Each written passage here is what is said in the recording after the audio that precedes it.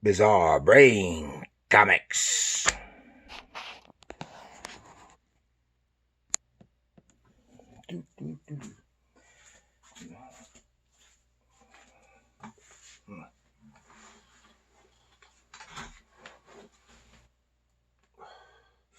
Hello, Gary here for Bizarre Brain Comics.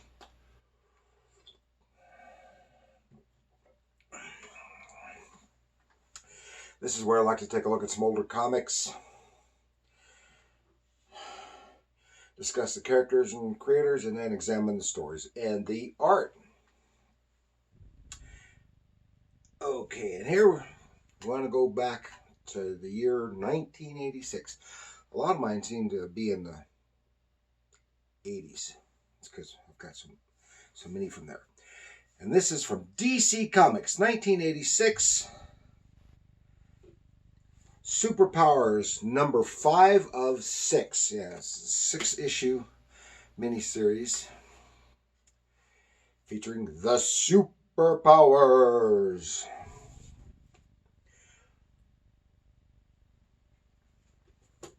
Let's take a look in the big book of knowledge and see what it has to say about the superpowers. Okay, DC Comics Superpowers, Volume 2, Number 5, 1980. Here it says 1985. That's probably when it was released.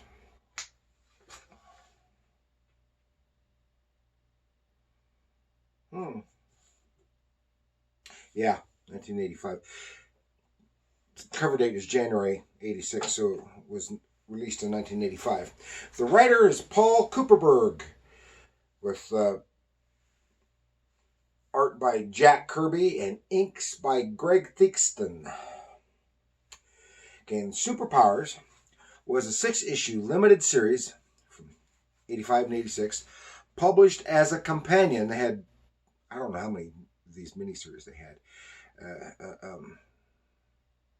2, 3, 4, something like that. It was always difficult because they never had subtitles. It was all superpowers, and it was hard to go back and find which went with which miniseries.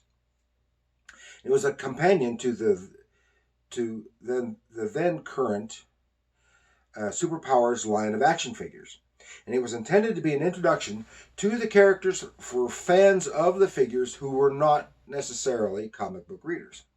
And this series was intended to be free of the continuity of the regular DC universe.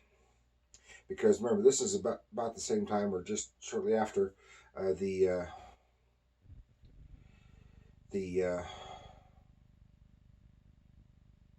Crisis on Infinite Earths. So this is basically pre-crisis type, but doesn't fit into either one, before, pre, or post-crisis, because it's got some characters that were no longer there, and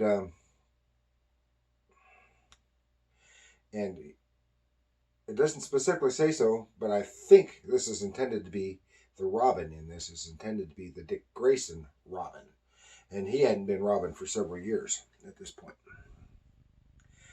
And the long-running Super Friends animated series was changed up to the Superpowers to connect to the Superpowers action figure line.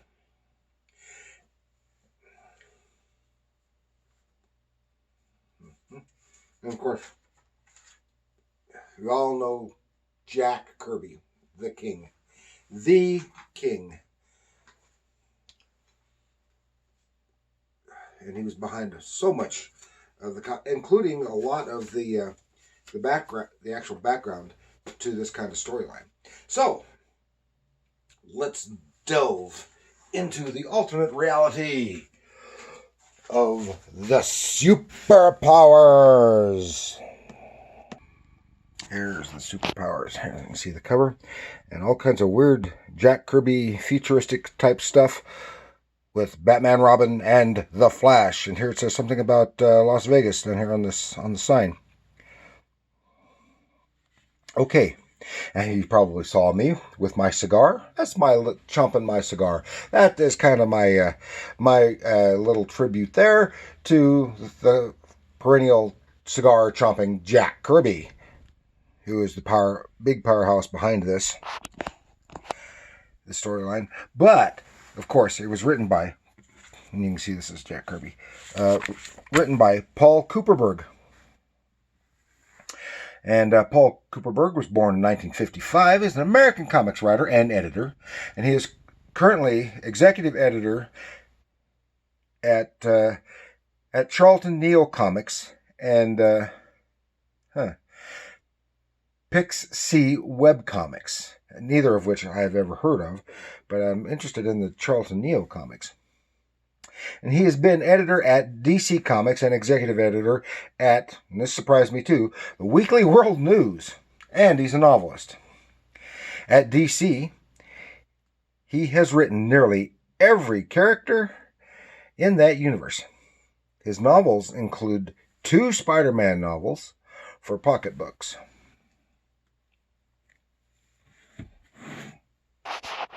So he's nothing to sneeze at. And this is going to go. Okay, now this is Superpowers. It's a 6-issue miniseries. The here it says, "This is the future, Darkseid's future." Yeah, see, that's why I say Kirby is the powerhouse behind this, because the big bad in the storyline is Darkseid, and Kirby created Darkseid, the biggest, baddest mofo of the DC universe. And okay, let's take a look. Right off the bat, right there.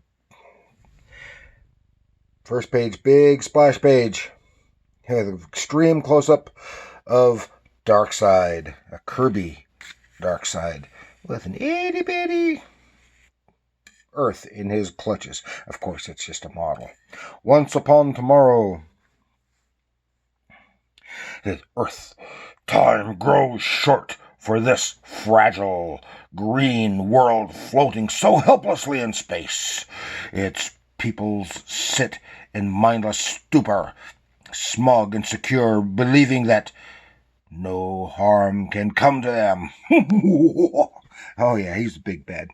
He's got, okay, and his plot is he's sent these things that he calls these some seeds of some kind, different places around the Earth, and they're boring into the Earth, and they're going to eventually destroy it. And the superpowers, basically the Justice League, have split up into teams going around the world trying to stop this. So it's a relatively simple, basic plot, very much like the cartoons of that time would have some kind of big plot like that. But Darkseid is trying to take over. He has recently lost his home planet of Apocalypse. Now I want to see some. Kirby has been doing some interesting page layout here. It happens a few times like this with the circular, usually connected panels, kind of reflecting some of his sensibilities and his costume designs and Kirby type machinery. Now this is probably not his best work, but it's because he's just probably a little past his big. But I love it. It's Kirby. His big strongest influence for the 60s and 70s, when his artistic style had matured, and now he's getting much later in years. I think he's got less than a decade to live at this point, and his work is not as good, but it's still Kirby. Makes it good. Great. It's storytelling. Here's again a recap how they're on the. He said the seeds and being confronted by the superheroes, and he kind of laughs to himself because heroes don't realize that it's their very superpowered efforts which are feeding these seeds. So and this is the team of Batman, Robin, and the Flash, and they're going to someplace. Here's the bat plane. I mean, this is pure Kirby, pure Kirby. The kind of close up on the faces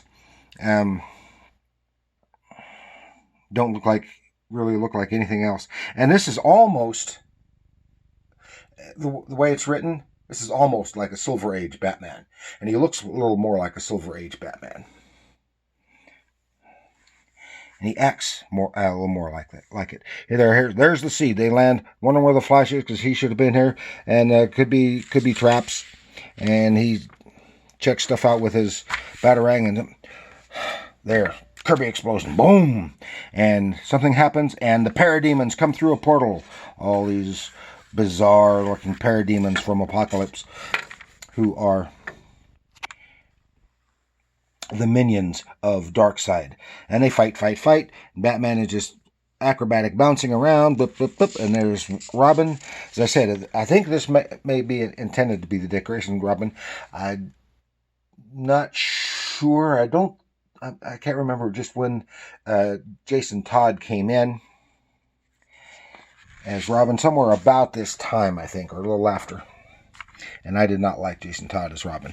Bounce, fight, pound. Great story, visual storytelling. It's great, dynamic Kirby art. There's Robin as he leaps because Batman is being pulled into this portal, and Robin leaps to join him. And there's the seed. Ooh. And then the parademons, they go zip, zip, zip. They teleport away. Here we are.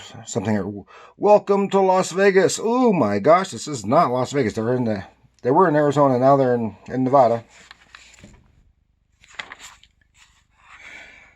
Here is new Las Vegas, remade in Darkseid's image. Yeah.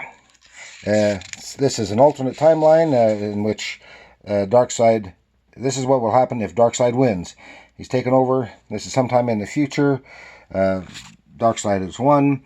The Earth is remade in his image. And then here you see inside. Here's someone. Who is this person? Oh, that's the Flash in disguise. Parademons catching and try to zap him. He zips and zaps, and here's another one of those interesting Kirby type page layouts. Very dynamic and very, very interesting because it's a little different. And he have a recap here of what happened to him. He got there and went right through the portal to this future era, but he gets zapped and hauled off. He's unconscious. Then you see Batman and Robin, Darkseid figures. Oh, this is the future. Bob explains how it's in a possible future, and then the people see who they're dressed as, because they can't conceive that it's the actual people. Most of their enemies of Darkseid, and they're being attacked by the mob. More great acrobatics there with Batman and Robin, and fight until it's interrupted by the arrival of the parademons, who capture them and take them.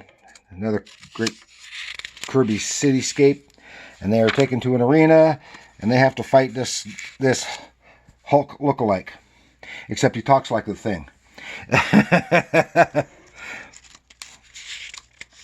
And Ringmaster looks like ages ago type Ringmaster from a three-ring circus. And here they are going to fight this alien type being, big, strong, very hulkish, and fight. Can't compete with his strength and power, but they have to overcome him with strategy and cunning and some martial arts, even though that should have put him out, and it barely stuns him. Uh-oh. Great Scott! But then the guy collapses. Boom. And the winner, new champion, the Batman. Then parademons. What the heck? These are the parademons who attack them in their own time. Zap, zap, zap. Flash arrives, knocks them out. Then Because it turns out that they didn't know who he was, and they just threw him in a cell, and he vibrated right through it. All kinds of stuff going on. And then the Flash grabs them, and they get away. They're attacked by the parademons again. And he said, oh, these guys are from our time. They must have a means of getting back in time. Flash has an idea for how he can get back to their own time, because this is the Barry Allen Flash, and I think this is about the time he dies. Anyway, fight, bash, and they take their control belts with the little time doohickey on it, and they start to fade back. Here's another good one of that page layout. Fade back to their own time, and there's the Flash races to where he used to live, and there is the cosmic treadmill, which he used to use for time travel. It still works. Sets it up, zzz, running super fast, and he gets back in time to the original place, just in time to meet Batman and Robin as they arrive, and Robin says, "We sure have, and from the look on your face, that's bad, huh? Oh, Batman, Robin. Then we're too late. You've been through the Seed's time device. And it's too late, huh? You said it. Look, the rest of the superpowers are waiting for us. We'll explain on the way, and believe me, it's trouble!" Because while they were gone, Superman and Firestorm got there and defeated the Seed. And that says, the secret of the Seeds of Doom, the beginning of the end for Earth on the dark side of the moon. And that's SEID on dark side. And that's it.